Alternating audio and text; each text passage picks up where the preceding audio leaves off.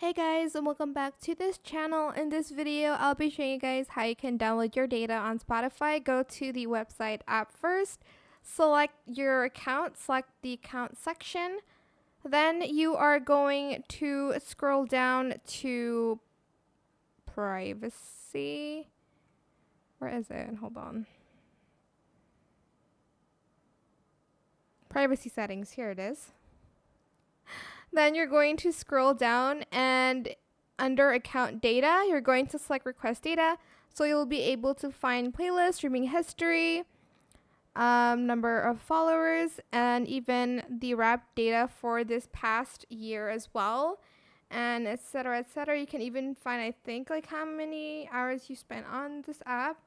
But that is pretty much how you can download data. It's going to take around 5 days unless you selected these ones, which will take around 30 days.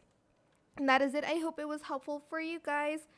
Don't forget to like, comment, share, and also subscribe to this channel if you haven't done that already. If you have any more questions about this video, just leave it in the comment section down below. I will try my best to answer them all for you guys. And if you found this video helpful, please click the thanks button as well. That is it for this video. Thank you so much for watching. Bye.